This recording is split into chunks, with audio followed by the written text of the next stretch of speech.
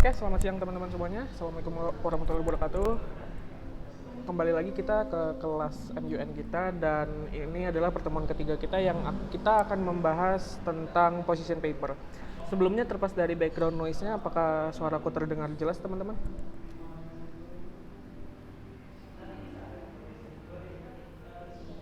Halo teman-teman semua, suaraku lumayan jelas atau? Jelas, Oke. jelas Kak. Oke, thank you so much konfirmasinya ya. Jadi gini, kan dari pertemuan pertama dan kedua kita sudah membahas berkaitan dengan prosedur-prosedur yang berhubungan dengan MUN dan semua prosedur tersebut lebih berkaitan dengan cara performa kita di hari hanya dan lebih kepada how to deliver your speech, how to build your arguments, cara membuat solusi dan lain sebagainya. Tetapi untuk pertemuan ketiga ini kita akan membahas pre-dokumennya atau pre-meeting preparation-nya, yakni position paper itu. Dimana ini akan berhubungan juga dengan persiapan teman-teman untuk riset secara keseluruhan dan juga cara mendeliver argumen nantinya ketika di dalam MUN tersebut. Nah, position paper itu gunanya untuk apa sih? Kembali lagi, di pertemuan pertama aku sudah menjelaskan sedikit bahwa position paper itu adalah suatu dokumen yang kita submit sebelum meeting atau sebelum conference untuk menunjukkan kira-kira bagaimana kita sebagai suatu negara sudah merangkum background permasalahannya, country stances, dan juga termasuk kepada proposed solution kita. Jadi secara intinya adalah menunjukkan posisi kita akan suatu isu sebagai seorang diplomat yang mewakili suatu negara gitu loh. Gunanya position paper ini tuh apa sih? Pertama adalah untuk ngebantu kita nge-mapping our research.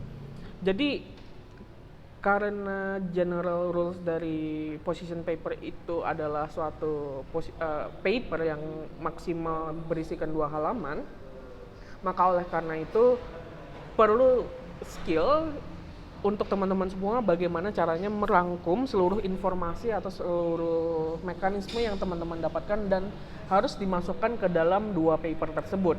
Dan sebagaimana yang teman-teman bisa lihat, aku sudah mengirimkan beberapa contoh position paperku di WhatsApp. Itu yang pertama. Yang kedua adalah position paper itu juga ngebantu chairs atau jurinya itu untuk melihat kira-kira apa sih yang sudah dirangkum oleh teman-teman semua sebagai seorang delegates dan solusi apa yang kemungkinan besar nantinya akan dipropos teman-teman ketika entah itu GSL atau moderator caucus nantinya, dan bagaimana teman-teman itu akan mengelaborasikan solusi-solusi yang teman-teman sudah sampaikan di dalam position paper gitu loh.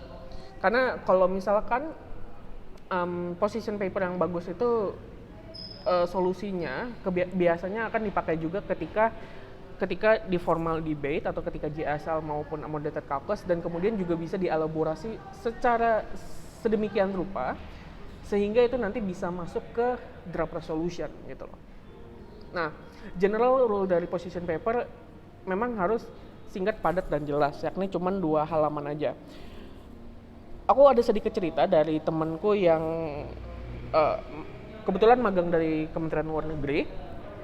Sejauh yang mana aku tahu, position paper ini tuh biasanya juga memang merupakan hal nyata di UN sebenarnya atau di dalam Kementerian Luar Negeri suatu negara. Dan juga bagaimana, bayangkan nih misalkan ya teman-teman ya, Indonesia itu mempunyai beberapa puluh kedutaan besar maupun konjen.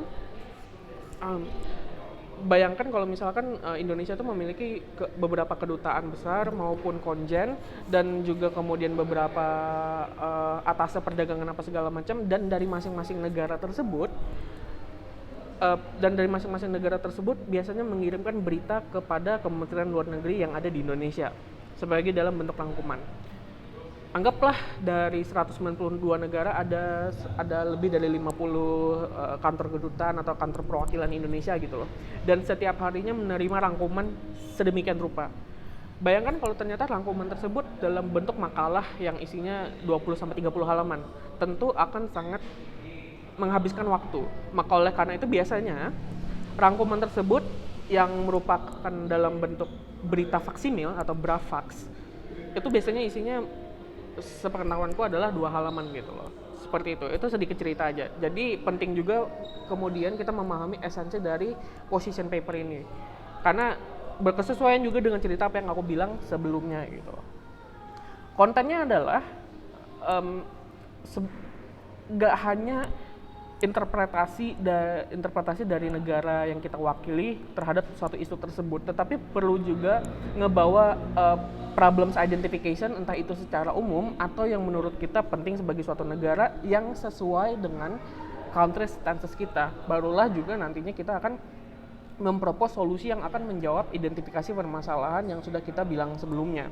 Dan hal ini udah kutekankan di pertemuan pertama dan kedua gitu, secara implisit ya teman-teman ya.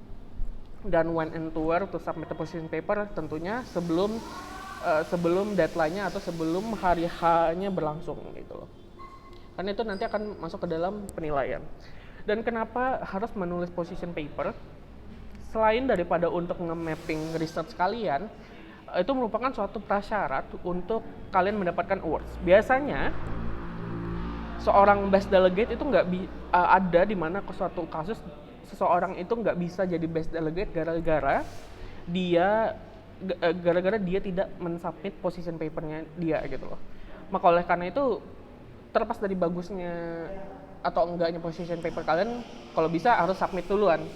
Walaupun nanti belum tentu menang best position paper ya, kalian siapa tahu kan bisa menang most outstanding delegate, honorable mention atau yang lainnya gitu loh. Dan akan sangat disayangkan kalian bisa dapat awards yang lebih tinggi tapi tidak jadi dapat awards yang lebih tinggi hanya karena kalian tidak mensubmit position paper kalian gitu loh. Nah, gitu. Secara umum ada 4 ini. Aku nggak akan membahas ini karena ini lumayan self-explanatory dan berhubungan juga dengan bagaimana di antara 4 ini itu tergantung dari kalian ngembanginnya aja nantinya gitu loh. Dan aku akan langsung masuk ke bagian ini aja, langsung ngecontohin kira-kira bagaimana di dalam suatu position paper tersebut kalian nge-framingnya bagusnya kayak gimana sih. Nah, bentar ya.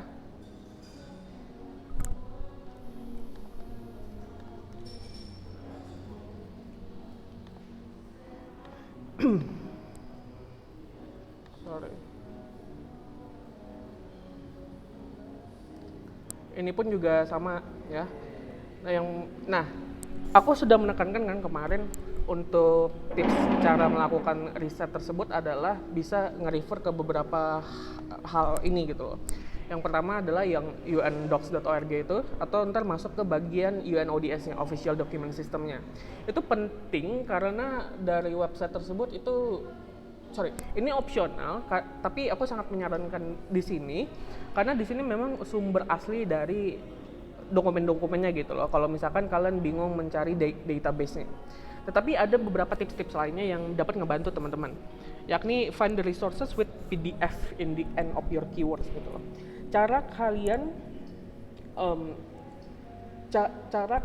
melakukan riset itu berpengaruh terhadap hasil yang akan muncul di Google. Sebagai salah satu contoh, kalau kalian ingin melihat riset tentang kekerasan seksual misalkan, yang muncul mungkin, mohon maaf, kasus pemerkosaan lewat pemberitaan. Tetapi akan beda juga kalau misalkan kalian search-nya dengan suatu istilah khusus, misalkan SGBV atau Sexual Gender Based Violence gitu loh. Yang dimana itu nggak hanya kekerasan seksual, tetapi aktivitas-aktivitas yang lainnya atau dalam bentuk verbal lainnya yang dapat dikategorikan sebagai kekerasan, dalam tanda kutip kekerasan seksual, tergantung dari national legislation of each country gitu.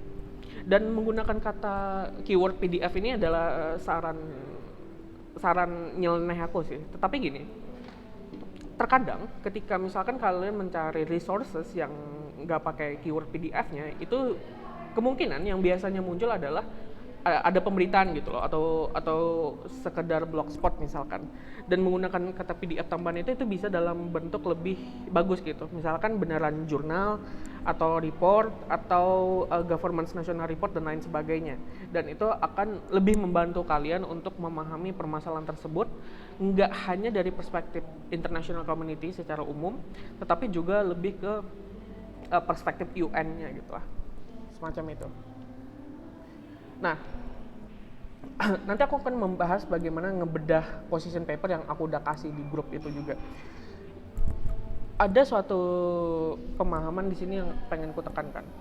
Pertama adalah determine the challenges, key issues-nya apa, dan kemudian emphasize on the kausalitas atau dari sebab akibatnya gitu loh.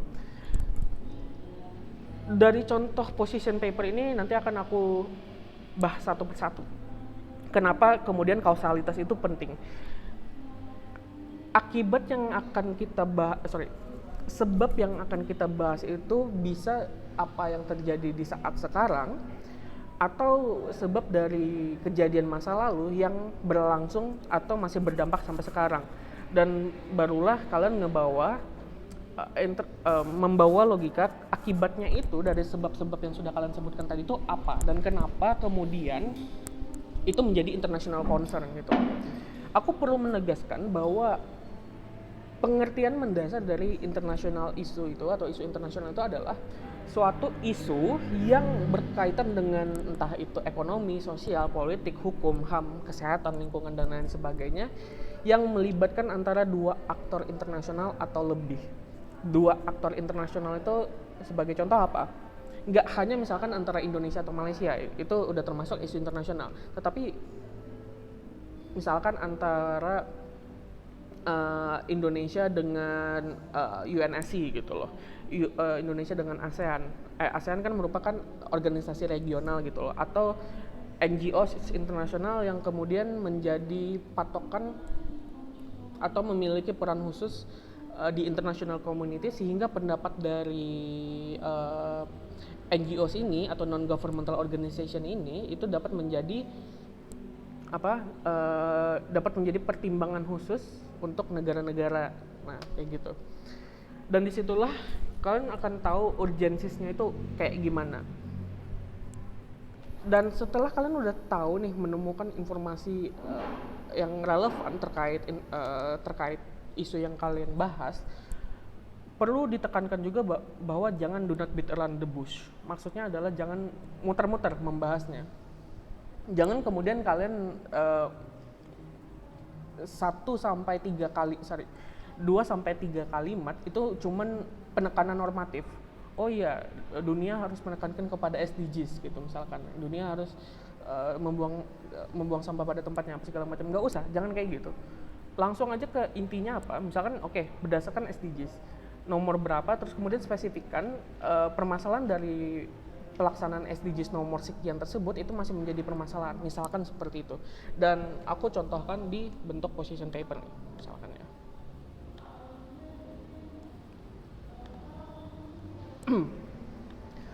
Karena aku jadi delegate Cina pada saat ini, di sini aku agak sedikit menggunakan kalimat Cina yang bukan aku sendiri yang ngebuat, tapi salah satu partnerku, sebagai bentuk yang lumayan menarik perhatian mata aja lah. Kira-kira ini tuh apa sih?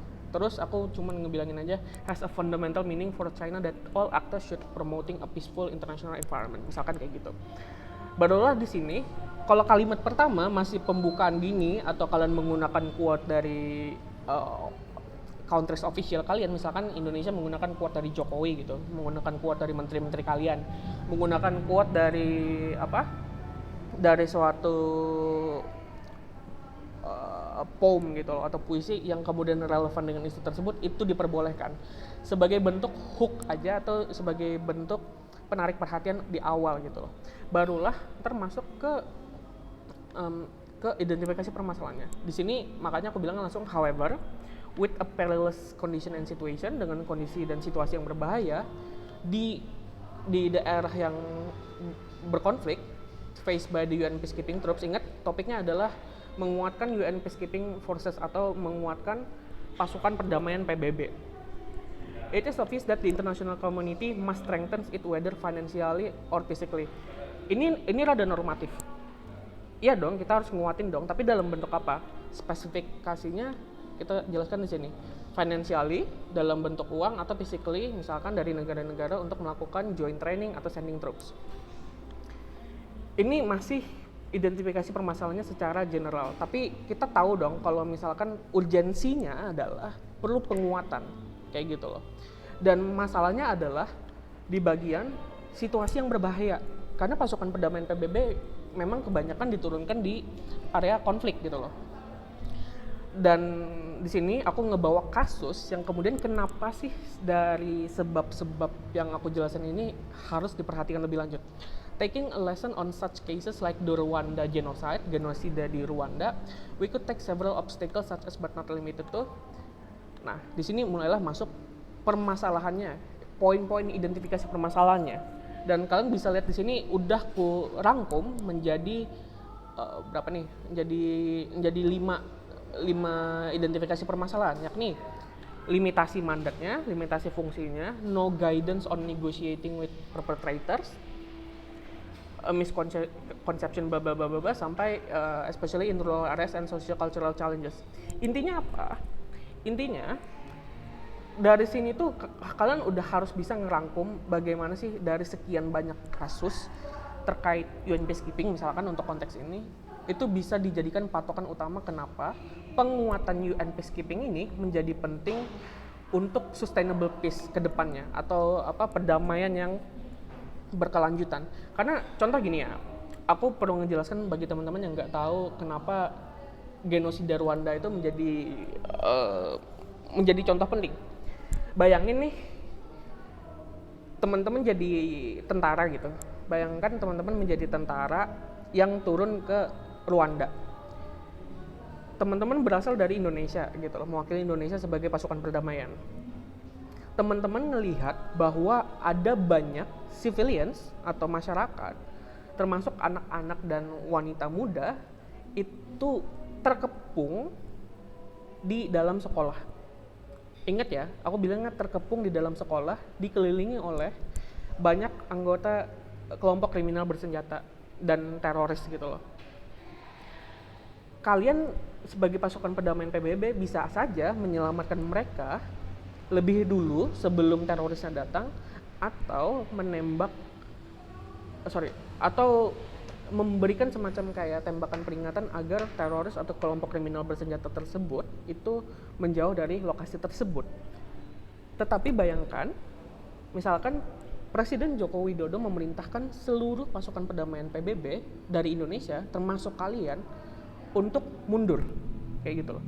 Dan di depan mata kalian terjadilah pembunuhan massal oleh teroris grup tersebut di sekolah tersebut. Sekolah tersebut kayak diberondong habis gitu loh, dan kalian hanya bisa ngelihat itu di depan mata kalian.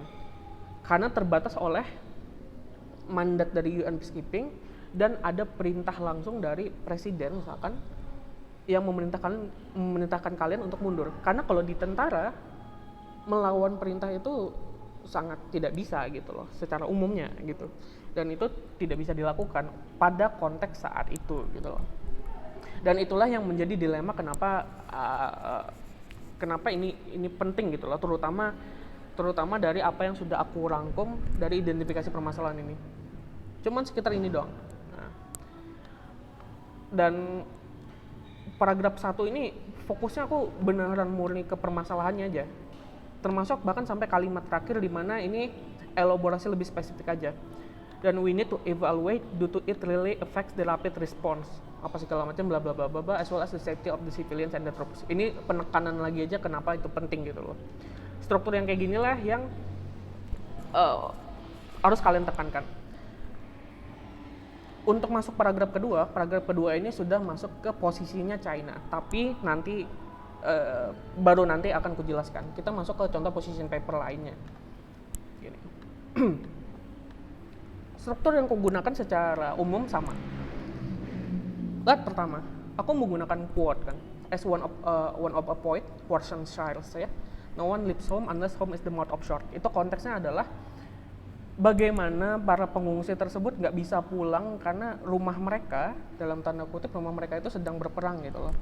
Terutama pengungsi-pengungsi yang berasal dari negara-negara yang tanda kutip problematik sekali lagi, seperti Myanmar, Suriah, Libya, atau DR Kongo misalkan kayak gitu loh. Yang mereka lari gara-gara persekusi atau apapun konflik yang terjadi di negara mereka. Dari quote di sini, aku langsung masuk aja ke penekanan sedikit. Kalau kalau kalau pengungsi tersebut di dalam international community itu diartikan gara-gara ada hal-hal ini gitu loh. Sorry. Yakni when persecution, war or violence forces a person to flee his or her own country, that person becomes characterized as refugee. Pengertian dasar yang penting aku tekankan gitu loh. Barulah setelah di sini topiknya adalah gender equality kan, gender equality and refugees. Setelah 1 sampai 2 kalimat aku langsung polanya sama. Aku langsung masuk ke identifikasi permasalahannya. Women's refugee, whether adult or children, are still facing gender inequality.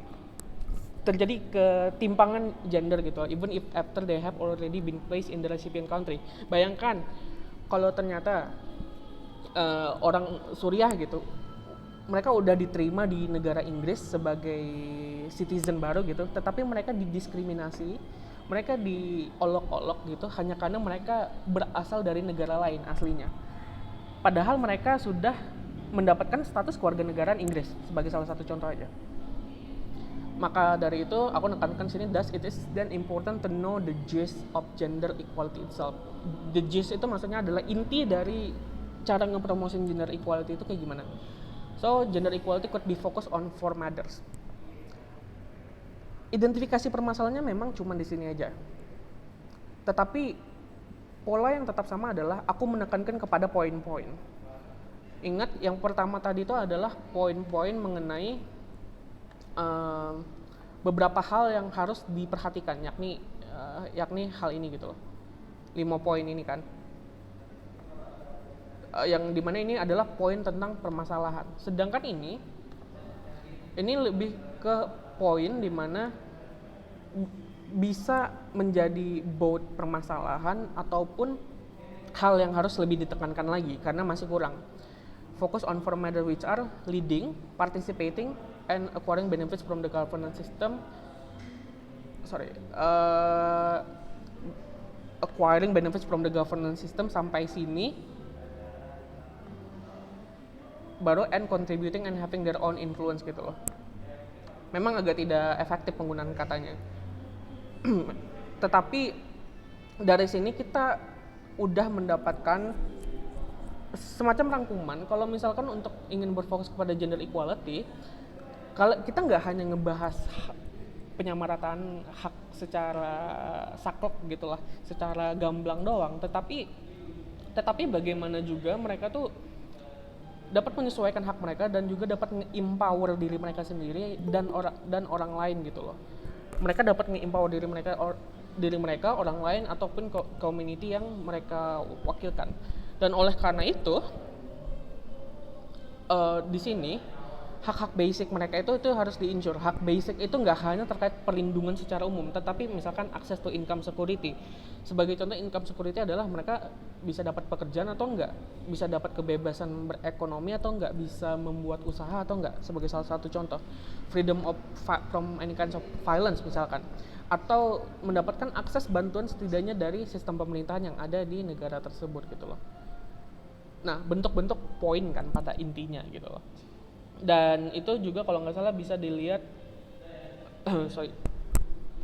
di post-pop yang Netherlands itu guys, kayak gitu.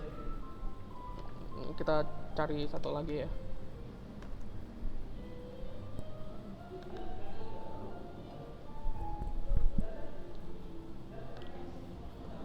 Nggak pakai quote, tapi aku pakai data. Kembali lagi, keduanya sedikit kalimat pembuka permasalahannya. Dan bagian sini penekanan lagi kalau ternyata permasalahannya itu kebanyakan adalah di Asia dan Afrika, barulah poin-poin lagi. With a very economic power, no proper investment, lacking on proper capability to establish, to manage, to plan, and even maintain the technology, the access towards renewable energy might only be a utopian thing. Utopian thing untuk negara mana? Negara yang ini tadi, gitu loh. Dan topiknya adalah geographical dilemma on natural renewable energies gitu.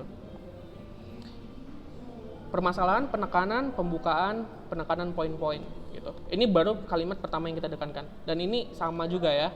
Poin-poinnya ada di sini. Permasalahannya secara umum di sini termasuk pembukaan. And so das lagi aku nekanin pembukaannya kayak gini. Penekanan secara umumnya di sini. Dan kalau untuk di konteks post-pop ini membawa kasus dan kemudian langsung identifikasi permasalahannya.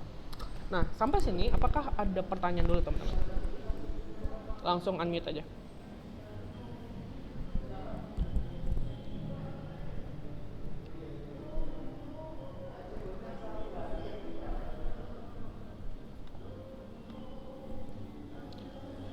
Oke, karena nggak ada pertanyaan. Sorry, sambil ya.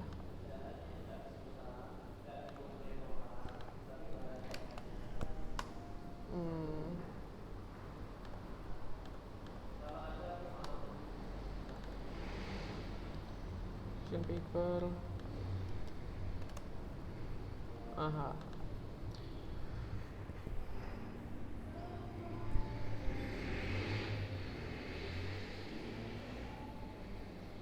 Ini udah di-record kok dari awal. Jadi tenang aja kalau misalkan kamu baru join sekarang ya. Ntar bisa ngeliat lagi aja 25 menit awalannya di recording yang akan aku upload di YouTube. Tetapi mohon maaf kalau misalkan suaraku rada ketutup dengan background noise yang lainnya gitu loh. Tapi mudahan masih tetap bisa tersampaikan. Oke? Nah, karena gak ada pertanyaan, kita lanjut ya. Kita lanjut ke sini. Di sini kan paragraf pertama tadi itu adalah penekanan di bagian sini, determine the challenges, key issues dan lain sebagainya, dan jangan belibet-libet gitulah. Dan untuk paragraf keduanya kita akan masuk ke sini. Paragraf kedua itu akan membahas lebih ke past international actions atau past national actions atau country policies kalian, dan penekanan terhadap country stances kalian atau posisi stance kalian sebagai suatu negara akan suatu isu. Nah, yang perlu kalian perhatikan adalah try to frame what politicians often do. Framing. Kan aku udah pernah nyontohin kan, framing itu kayak gimana. Misalkan aku bilang aku kurus, kalian bilang aku gendut. Faktanya adalah berat badanku 88 kg. Kalian harus tahu faktanya, tetapi juga bagaimana kalian kalau misalkan menjadi aku itu harus pinter nge-framing dari fakta yang ada gitu. Dan ketika kalian melakukan framing, never degrade your own country, yet never disregard the actual fact. Maksudnya gimana? Misalkan kita bilang faktanya indeks tingkat kriminalitas di Indonesia adalah sekian persen, misalkan gitu, dan lumayan tinggi. Apakah kita bakalan bilang kalau oh ya kriminalitas di Indonesia masih tinggi banget gitu? Kalau menurutku sih jangan, karena kemudian masih kalian bisa bahasakan menjadi kayak gini. Kita bilang oh di Indonesia itu kriminalitasnya masih ada dan di mana masih perlu penguatan akan law enforcement officials agar peraturan-peraturan yang ada di Indonesia itu dapat lebih berjalan dengan baik, misalkan seperti itu, dan itu akan lebih bagus. Maka oleh karena itu jangan degrading your own countries gitu loh. Kayak bilang, oh di negara kita masih ada teroris kok. Nggak bakalan ada gitu loh diplomat yang bilang seperti itu gitu. Makanya harus tahu cara nge-framing. Dan juga ketika kalian nge-provide data-data di paragraf kedua nantinya, itu harus legitimate past actions atau legal basis yang bagus, barulah nanti masuk ke proper solutions. Tapi kita akan akan ngemantau dari post-pop lagi aja secara langsung. Ingat, ini pembahasannya mengenai pasukan perdamaian PBB. Dan aku menjadi China. Faktanya kayak gini, since participating in international peacekeeping operation, Chinese peacekeepers who have entered the world have displayed excellent styles, excellent qualities. Terlepas dari faktanya gimana gitulah di lapangan, ini masih bisa ke justifiable. Kita membuktikan dong kalau di sini China kontribusi secara troopsnya atau secara pasukan dan secara finansial itu banyak, dan itu bisa dikategorikan sebagai bagus atau excellent di sini gitu loh. Dan itu masih bisa framingku masuk di situ. Terus Ma Zhaoshu, our permanent representative in the UNSC, already said on May blah blah blah blah blah blah. We are emphasizing on the need for coordination, and as well in the meantime the role of regional organizations such as the African Union need to be enhanced bla bla bla bla bla gitulah. Intinya perlu koordinasi. Kemudian kan penekanan terhadap kayak butuhnya koordinasi ini berhubungan kan dengan berhubungan dengan permasalahan sebelumnya, yakni terkait limitasi mandat tadi. Perlu koordinasi yang lebih bagus, misalkan Presiden Joko Widodo misalkan gitu harus lebih diinformasikan terkait kondisi lapangannya, agar ketika teman-teman dihadapkan dengan kondisi kayak di Rwanda tadi itu bisa tetap menyelamatkan citizen yang ada di sana gitu loh. Nah, maka oleh karena itu kan koordinasi di sini penting. Dan di sini penekanan terhadap kayak role of regional organization kayak gini itu sesuai dengan kepentingannya China gitu loh. Anggaplah gini teman-teman, kita pakai analogi ya. Permasalahannya adalah peningkatan style seseorang.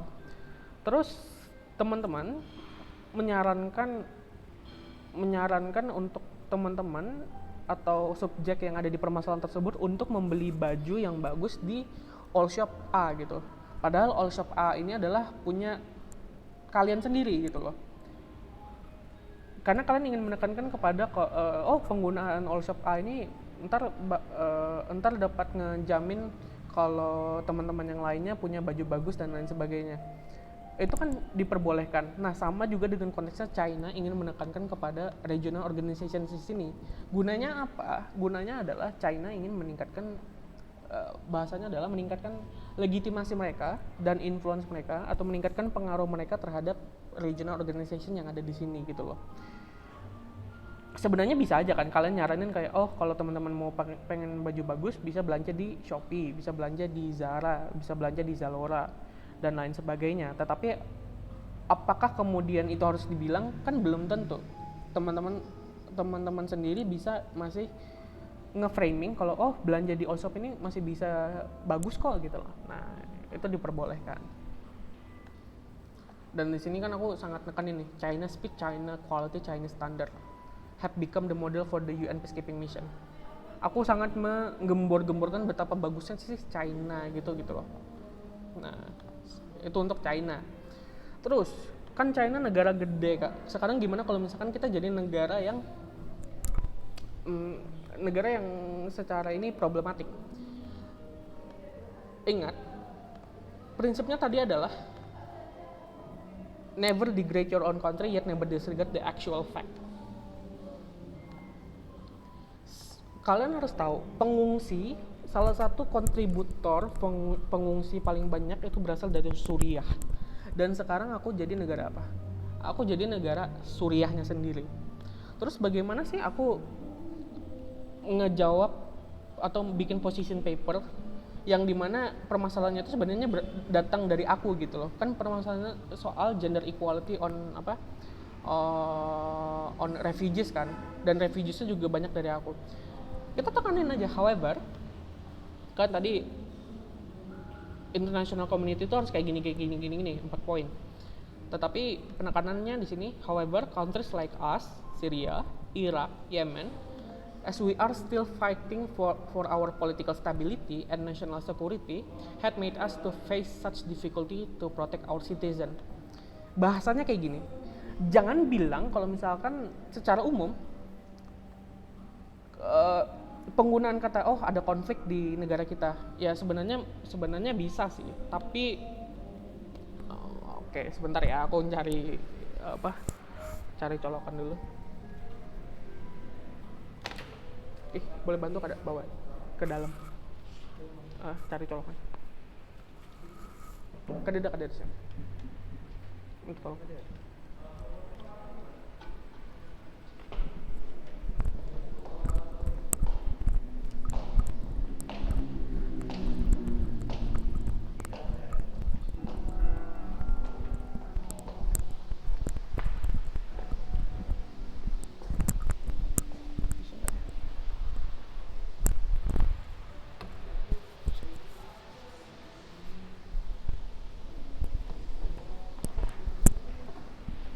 Biar musiknya gak kenceng. Oke, maaf teman-teman. Jadi penggunaan kayak as we're still fighting for our political stability itu akan lebih preferable dibandingkan kalau kalian bilang masih ada international konflik yang terjadi di negara kalian. Karena kalau kayak di Yemen dan Syria itu sangat banyak aktor, misalkan ada Amerika Serikat, ada Rusia, ada negara Timur Tengah lainnya yang berpartisipasi di dalam konflik tersebut gitu loh. Dan itu akan semakin memperunyam permasalahan yang ada. Dan instead of bilang kayak gitu, bilangannya ya kita masih mengusahakan gitu loh untuk berjuang demi political stability kita gitu loh. Dan apalagi juga kalau sangat tidak dianjurkan untuk bilang, kembali lagi kayak tadi, ada teroris group di dalam negara kita. Nah, kayak gitu. Terus masuk ke kalimat kedua. Nonetheless, we are striving for the best to preserve the rights of our people gitu. Kayak gini tuh biasanya ya, kata kayak gini tuh biasanya lumayan sering digunakan gitu loh di beberapa kasus nyata di mana negara tersebut yang sebenarnya menjadi entah itu negara problematik atau menjadi negara perpetratornya. Sebagai contoh negara perpetrator itu kayak gimana sih, atau negara pelaku.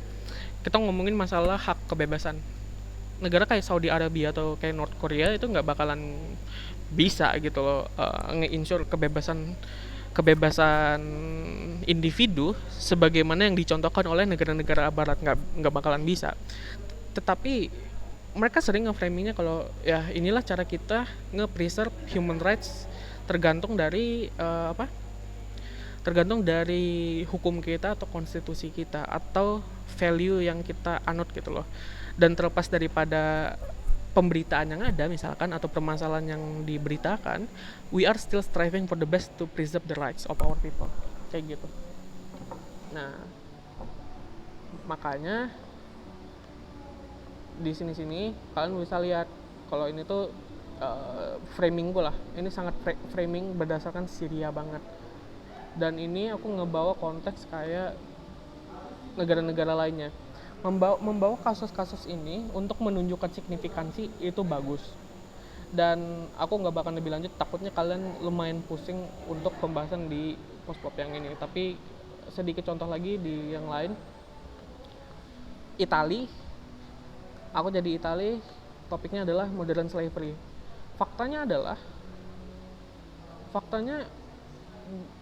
masih ada beberapa ratus ribu bahkan itu modern slavery masih ada beberapa ratus ribu orang itu yang terjebak modern slavery di Itali. Mohon maaf ya, share screen-nya hilang. Tetapi ketika aku memframing itu di position paperku yang Italia tersebut, aku nggak harus menekankan itu banget, tetapi fokus elaborasinya adalah bagaimana nih Italia sebagai negara udah melakukan perkembangan dari segi legislasinya, perkembangan dari legislasinya atau penguatan dari law enforcement officials-nya gitu loh. Yang tujuannya untuk apa? Yang tujuannya itu untuk membasmi modern slavery tadi yang ada sebagai pembahasan topik utamanya, seperti itu. Nah, jadi begitu sih teman-teman. Kalau misalkan berkaitan dengan paragraf kedua yang dimana itu sangat berkaitan erat dengan framing kita sebagai suatu negara atau stances kita sebagai suatu negara. kayak gitu. Mohon maaf ya kalau ternyata masih ada kebingungan atau gimana atau kebanyakan contoh misalkan ya, tapi justru itu di sesi ini ya kalian kalau bingung gimana tanya aja sekarang ya. Nah, oleh karena itu apakah ada pertanyaan teman-teman terkait paragraf 2 atau paragraf 1 tadi juga? Langsung unmute aja ya. Kak, aku mau tanya. Oke, gimana? Jadi kan kalau misalnya terlepas dari paragraf 1 atau paragraf 2, kalau misalnya kita mau menyatakan sesuatu gitu kan, itu kan harus berdasarkan data. Nah, kadang aku tuh suka bingung kalau misalnya nulis nih udah ngumpulin misalnya dari data A, data B, dari jurnal A, jurnal B di apa ya, dijadiin suatu kalimat tapi yang nggak copy paste gitu, Kak. Aku bingung di situ sih, Kak. Sorry, kamu SMA ya? Masih ya? Iya. Oh, oke. Em, Gini ya, karena teman-teman akan memasuki masa kuliah nantinya, itu jangan pernah, sorry, jangan pernah ntar itu langsung copy paste tok gitu dari suatu data. Maka oleh karena itu ntar belajar soal parafrase ya. Nah, eh, parafrase di sini tuh kayak gimana sih? Nah, makanya di sini kan ada apa? Ada footnote gitu loh. Untuk menunjukkan aku mendapatkan informasi tersebut dari mana aja sih. Nah, misalkan kayak gini, ada footnotes-nya kan. Oke, kita contoh aja ya. Nih ya, contoh aja.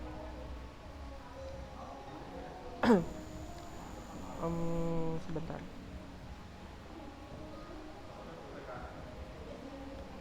Misalkan kalimat ini gitu. Kan kalimat sakleknya ini tanpa diubah kan kayak gini. Tapi tapi kalian harus bisa ngubahnya itu jadi misalkan kayak gini. Uh, in a business context, it is important to consider your not only your customer but also the prospect of the business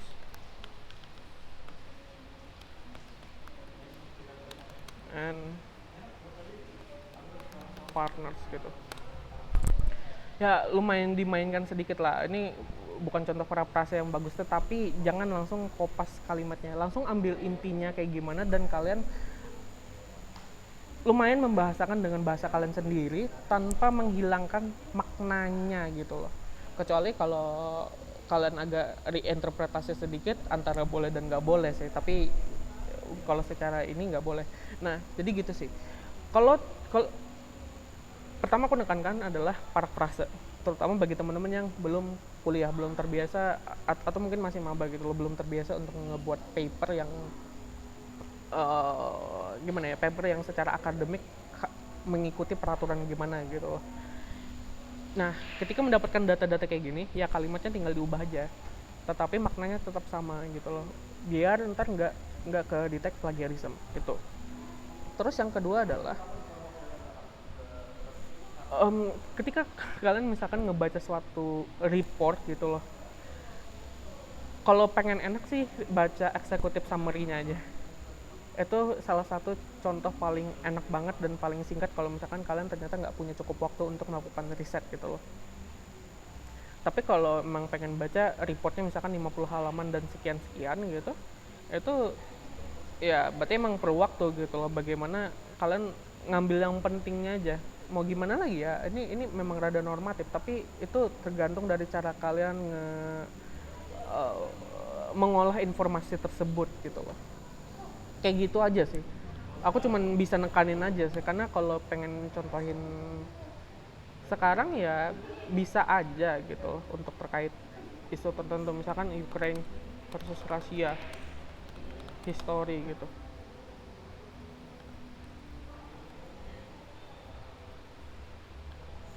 Sorry, UN report PDF.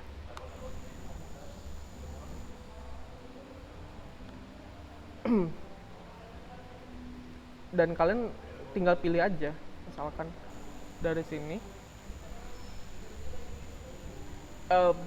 nggak perlu nggak misalkan nggak perlu untuk historical konteksnya kayak seluruh tanggalnya secara khusus, tetapi ambil misalkan sini, oh ada permasalahan ternyata kebanyakan dari Rusia versus Ukraina itu gara-gara annexation of Crimea, ada dispute di Crimea itu tersendiri misalkan gitu loh.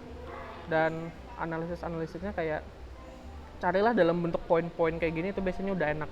Kalau ternyata ada academic paper, ada report yang nge-provide poin-poin penting itu dalam bentuk bullet points kayak gini gitu loh.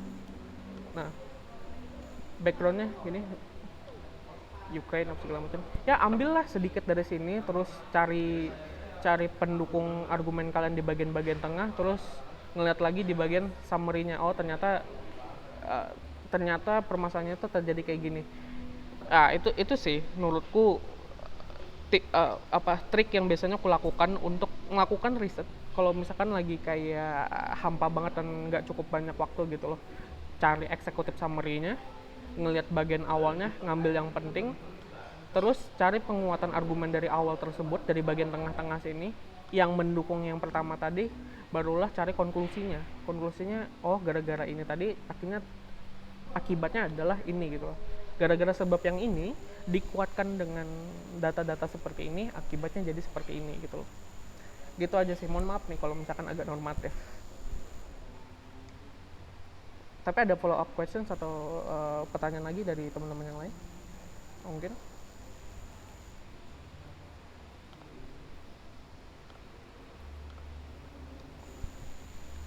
Nggak ada? Oke, mohon maaf ya kalau ngomongku juga lumayan cepat jatuhnya di sini. Nah, solution, ketika masuk ke solution juga sama, ada satu prinsip yang sama dengan identifikasi permasalahannya, urgensinya. Tapi dari situ kalian harus melihat visibility, applicability-nya atau applicabilitasnya, not overlapping, dan cari interconnectivity-nya. Interconnectivity-nya itu maksudnya apa? Maksudnya interconnectivity itu dari solusi tersebut ngejawab nggak dengan permasalahan yang udah kalian rangkum tadi. Dan itu visibility itu yakni kelayakan. Kelayakannya itu apakah program atau proposed solution yang kalian kasih ini itu beneran layak untuk diuji cobakan di suatu negara. Apalagi kalau ternyata misalkan kalian jadi negara maju gitu loh. Kalian jadi negara maju dan kemudian solusi tersebut harus menyesuaikan dengan kapasitas dari negara berkembang. Karena nggak mungkin dong, misalkan kalian nge-propose solusi itu penarikan pajak misalkan. Penarikan pajak sekian persen. Kalian jadi negara maju seperti France, Germany, dan lain sebagainya gitu loh. Terus kalian ketemu dengan delegat seperti Rwanda, DR Congo, Cote d'Ivoire, terus misalkan seperti Nigeria apa segala macam, yang tentu mereka akan sangat kesusahan gitu loh untuk menarik pajak. Karena kenapa? Karena rakyat mereka itu masih sangat didominasi oleh orang yang memiliki tingkat ekonomi yang sangat rendah gitu loh. Nah, dari situlah kelayakannya harus dilihat. Dan ketika kalian nge-provide, it's okay. Thank you so much ya, Teresia. Nah, maka dari itulah kalian nggak hanya melihat semacam kelayakannya juga, tetapi ntar harus melihat mekanisme spesifik dari MUN tersebut. Mekanisme dari solusi yang akan kalian propose di MUN ini ntar. Contoh, intinya adalah gini, further strengthening and coordinating with President Coordinator. Tugasnya apa sih? Tugasnya adalah untuk nge-mapping dan analyze gitu. Nge-analyze apa? Development progress, social and cultural challenges, geographical challenges, dan sebagainya. Tapi apakah aku hanya cuman bilang ini secara motif, oh kalian harus nge-mapping riset nih? Enggak dong. Atau nge-mapping permasalahan yang ada. Maka dari itu harus dispesifikin juga kira-kira siapa yang melakukannya. Nah, di sini aku nge-spesifikin, spesifikin antara bagaimana melakukannya dan siapa yang melakukannya gitu loh. Dan di sini nggak hanya aku sudah lumayan ngecover bagaimana cara melakukannya, tetapi siapa yang melakukannya, yakni entitas-entitas yang aku sebutkan di sini gitu loh. Nah, contoh lain di Syria, yang pos-posnya Syria juga sama, melakukan protection and support. Gimana sih caranya? Logikanya simpel dulu. Gimana cara kita dapat nge-provide protection dan support? Tentu harus menggunakan data dulu. Kira-kira siapa sih yang membutuhkan protection gitu loh, dari sekian banyak ratus refugee gitu yang ada di perbatasan Turki misalkan, atau ada yang masuk ke negara-negara Eropa. Datanya dari entitas ini gitu. Information Management Office menggunakan information management approach. Jadi kayak menggunakan database mereka dan big data analysis gitulah juga lah gitu. Untuk apa? To help all relevant actors to determine what are the most urgent needs for the refugees.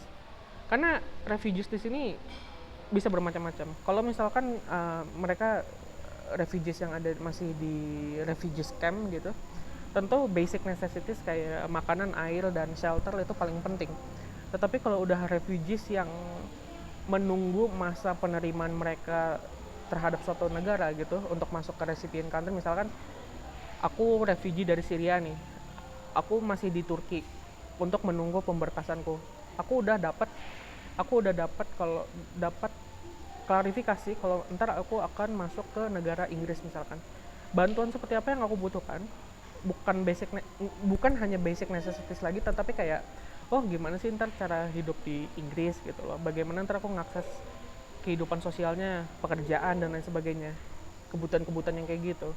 Nah, dan itu nanti akan tergantung dengan apa, data yang dari entitas ini kayak gitu. Jadi aku harap ini sudah lumayan spesifik ya teman-teman ya. Dan ketika aku bilang bantuan ya misalkan ya, to that we need to encourage member state to provide, bantuannya itu misalkan provide housing, terus bantuan seperti apa lagi, social support such as mereka butuh counseling, mereka butuh mediasi untuk apa, misalkan kali aja ada dispute terkait mereka kehilangan dokumen mereka kah, family reunification, ini wajar, perlu advokasi, mereka legal statusnya masih dipertanyakan apa segala macam, maka itu perlu dibimbing, dan community outreach. Karena tadi kan permasalahannya adalah mereka kena diskriminasi kan gitu loh, apalagi wanita misalkan gitu loh, atau karena mereka berasal dari wilayah yang berbeda kayak gitu. Pembangunan logika yang spesifik itu aku nggak bilang itu segampang itu sih untuk diriset, karena aku nggak bisa deny juga ketika ngebangun solusi tersebut antara risetnya bisa harus lama atau kalian udah punya pengalaman yang cukup untuk ngebangun solusi tersebut.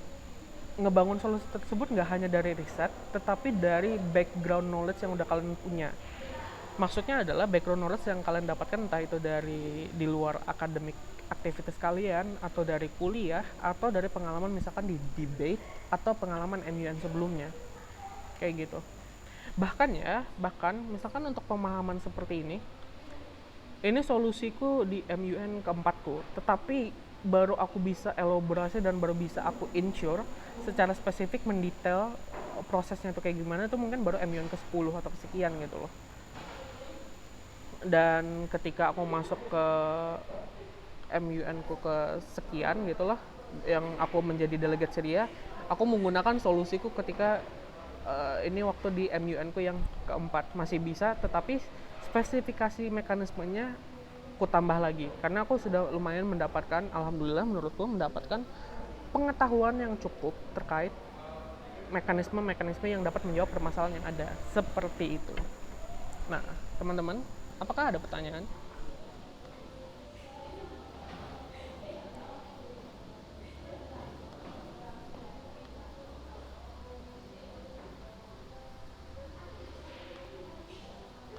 Kalian bisa lihat kalau solusi tadi itu adalah recycle sih, atau ngedaur ulang. Bayangin nih, kan sama nih. using IMO, using FICSS, social support juga, such as counseling apa segala macam. Tapi ada penekanan yang berbeda, Intergovernmental Commission on Human Rights dan penggunaan special rapporteur team gitu loh. Karena di sini konteksnya adalah terkait modern slavery. Tapi modern slavery ini aku hubungkan dengan kebanyakan dari salah beberapa korban dari modern slavery itu adalah mereka yang apa ya bahasanya, mereka yang harusnya migrasi secara legal tapi tetapi ternyata masuk ke jebakan atau fraud dari suatu perpetrator atau suatu pelaku yang ingin menipu mereka dan menjual mereka. Itu yang pertama. Dan siapa lagi yang mudah tertipu adalah refugee yang ingin masuk ke negara besar gitu loh. Bayangin aja kalian misalkan tinggal di negara A yang konflik gitu. Kalian harus meninggalkan negara A tersebut.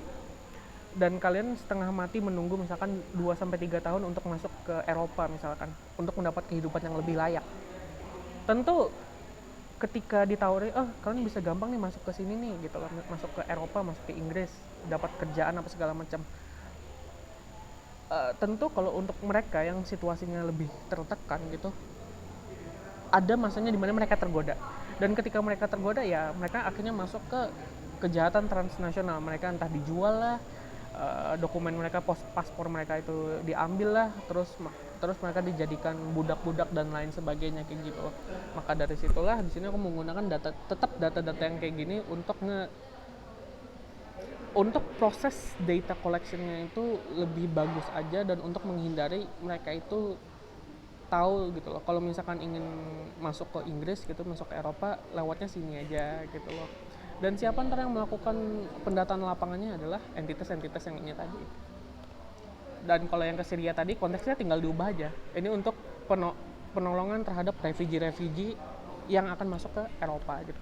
Nah, tapi kan toh elaborasinya di sini beda lagi. Nah, kayak gitu sih. Gimana teman-teman?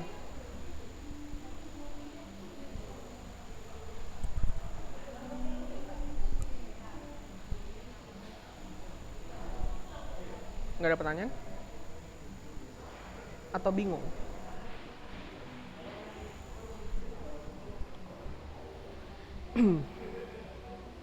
Oke, kalau nggak ada, lumayan masuk ke bagian-bagian akhir lah.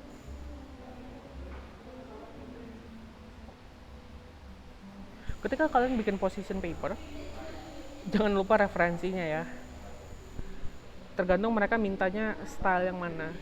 Untuk temen-temen yang SMA atau SMP yang masih belum familiar, itu ntar kalian lihat aja di academic guidelines atau guideline dari position paper tersebut, dan kalian lihat referencing stylenya atau referensinya itu mesti disitasi kayak gimana. Kalau teman-teman yang kuliah sih mungkin udah familiar ya, atau yang udah bekerja gitu ketika masa kuliah dulu, entah itu menggunakan apa style, ataupun Chicago style gitu, menggunakan footnote atau body note misalkan. Nah kayak gitu, itu hal penting. Nah di dalam position paper itu menjadi patokan riset kalian kan aku bilangnya. Dan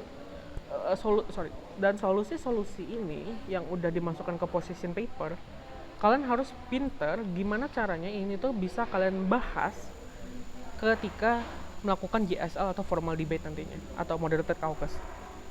Karena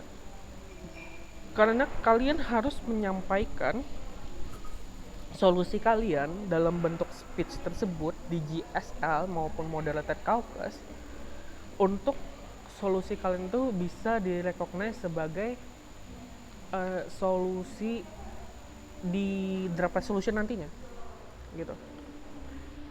Aku kasih contoh ya di R1 Finance.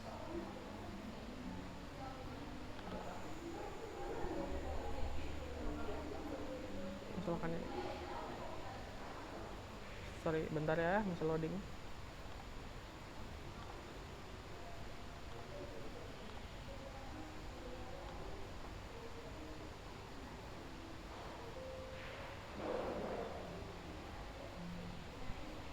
Terus kita ngeliat Netherlands.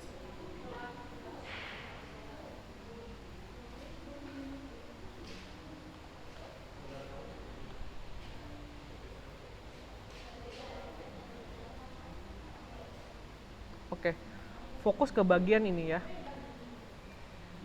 Dalam bentuk position paper, aku nulis solusiku kayak ini. Works closely with Irina, SSNS dan entitas lainnya untuk proses apa? Proses identification and data collection di tiga level ini. Aku ketika menyampaikan ini di formal debate tentu akan beda, dan ketika masuk ke draft resolution itu bakalan beda lagi. BTW ini solusiku juga. Apakah solusi ini masuk di postpap? Enggak, tetapi ini solusi ini baru aku dapatkan setelah aku melakukan riset lebih dalam lagi. Tapi apakah itu masih sah? Masih sah dong, karena masih bisa kalian sampaikan di formal debate gitu loh. Dan ingat nih, nama solusiku adalah Danusan, dan inilah bentuk adaptasinya terhadap draft resolution. Works closely with Irina dan ini African Energy Commission, bla bla bla bla bla bla. Untuk melakukan apa? To conduct further research and feasibility study on developing and especially fossil reliant countries. Gitu. Kan bentuknya lebih rapi kan, karena draft resolution ini ntar adalah final document dari MUN tersebut. Tetapi kalau di dalam bentuk postpap, ya aku mesti nyesuain bentuknya kayak gini gitu loh. Masih agak terlalu padat bahasanya. Tapi begitulah tantangannya. Position paper nggak hanya stop sampai itu aja gitu loh. Maka itu penting position paper ini sebagai preparation pre-conference-nya, dan untuk digunakan during the conference-nya, dan nantinya akan menjadi patokan ketika masuk ke final stage of the conference, yakni dalam pembentukan draft resolution. Lumayan lah, kalian tinggal ngekopas postpap kalian gini dengan sedikit penyesuaian agar bahasanya itu bisa masuk ke draft resolution kayak gitu. Makanya di sini kan bahasanya aku nyesuaikan, recommends the member state to implement bla bla bla bla to have bla bla bla bla. Nah, secara inti cuman kayak gitu aja sih teman-teman untuk position paper, karena ini murni berkaitan dengan pemahaman kalian nantinya. Bukan ya, antara pemahaman bagaimana kalian mampu menyesuaikan menyesuaikan kapabilitas kalian dalam mengolah informasi tersebut, tetapi juga kalian mampu membangun argumen melalui postpap tersebut. Seperti itu. Nantinya antara akan aku kasih tugas untuk kalian bikin research paper gitulah, 1 halaman aja, atau nanti ketika akan simulasi kalian boleh bikin postpap sebagai bentuk latihan kalian gitu loh, untuk kebiasaan kalian melakukan research aja. Topiknya nanti akan aku kasih di WhatsApp group, dan aku akan umumkan lebih lanjut aja. Nah gitu sih teman-teman, dan nggak lama sih, ini cuma 1 jam lah, nggak 1,5 jam atau 2 jam kayak kelas malam, karena memang position paper cuma sebatas itu aja gitu. Nah teman-teman, apakah ada pertanyaan? Aku mau nanya Kak, Karisa gimana? kalau misalnya kita sebagai delegate of developed country gitu, di bagian status quo of the position paper itu kita sebaiknya lebih kayak point out yang sudah bagus, karena kita pasti kan as a developed country kita statusnya udah bagus, tapi mungkin belum perfect. Itu kita lebih point out yang bagian bagusnya atau yang mungkin masih lacking gitu. Tergantung dulu topiknya apa. Kalau misalkan kita ngebahas kayak pendidikan, lingkungan gitu, kalau kalian udah develop countries, ya kalian tekanin aja bagusnya kayak gimana, dan bagaimana bagusnya national policy dari kalian itu bisa kalian internasionalisasikan untuk bisa dicontoh dengan negara lain dengan penyesuaian standarnya gitu misalkan. Tetapi kalau ternyata topiknya adalah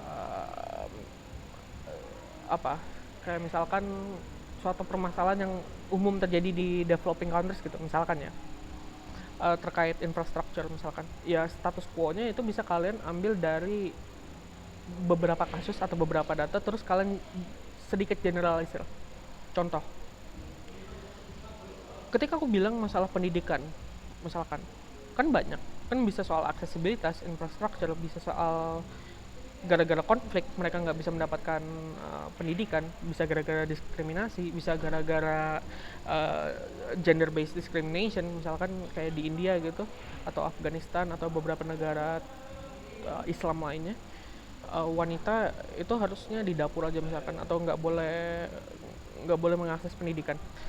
Dari sekian banyak itu, kalian rangkum aja. Oke, kalau kalian mau ngambil infrastruktur misalkan, terus kayak tadi ada cultural value-nya, ya udah bilang aja socio-economic cultural challenges, diumumin kayak gitu aja.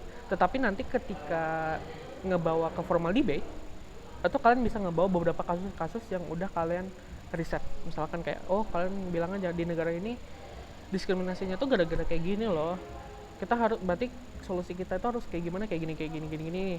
UN belum ada nih misalkan program of action yang bentuknya kayak gini. Terus solusi yang harus kita bangun untuk mengisi loopholes-nya itu adalah seperti ini. Nah, kayak gitu. Jadi itu beneran tergantung topiknya sih Karisa, untuk ngebahas status quo-nya itu kayak gimana gitu. Jadi kalau misalnya kita mention, kita udah lebih bagus gitu, maksudnya udah bagus lah gitu statusnya di postpad kita, terus nanti di conference-nya sendiri kita tuh kayak boleh mention negara lain yang masih kurang gitu nggak? Nanti takutnya kalau misalnya kita mention gitu, it's kayak as if kita speak in their place. Nge-mention boleh, tetapi not in that kind of offensive way gitu loh. Akan berbeda kan kalau kalian nge-state fakta dan penyampaiannya secara santun, itu akan beda banget gitu. Oh ya, kita berdasarkan data UNESCO, berdasarkan data UNICEF, berdasarkan data Save Our Children gitu, international NGO, sekian persen anak yang berada di negara ini tuh kayak gini gitu loh. Berarti yang harus diinsur adalah kayak gininya misalkan. Kalaupun kalian bilang, kalaupun misalkan nih secara kasarnya government saya emang jelek, ya kalian nggak usah bilang government saya jelek, kalian tinggal fokus ke cara menjawab masalahnya aja. Berarti kita perlu nge-encourage untuk governmentnya untuk melakukan reform di bagian governmentnya misalkan kayak gitu.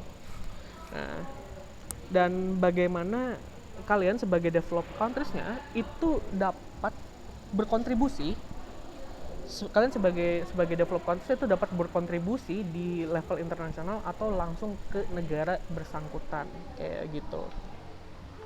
Gimana Karisa? Oke Kak, udah ngerti. Kasih. Siap? Ada lagi teman-teman yang lain?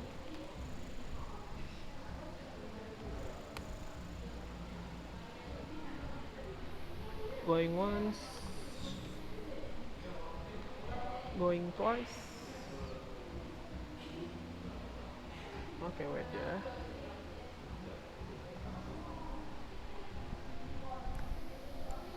Sorry, post-pop yang belum aku kirim yang yang Netherlands. Nah, kalau misalkan nggak ada lagi, itu aku ada ngasih lagi PPT tambahannya dan referensi tambahan untuk postpad.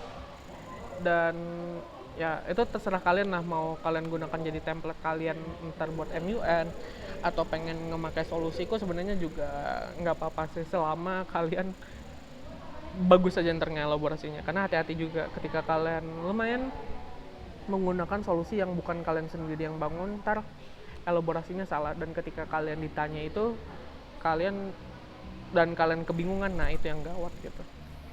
Oke, kalau memang benar nggak ada lagi, terima kasih teman-teman semuanya. Mohon maaf tadi ada sedikit keterlambatan dari kita mulai kelasnya gara-gara permasalahan yang aku miliki, dan maaf juga ada background noises-nya.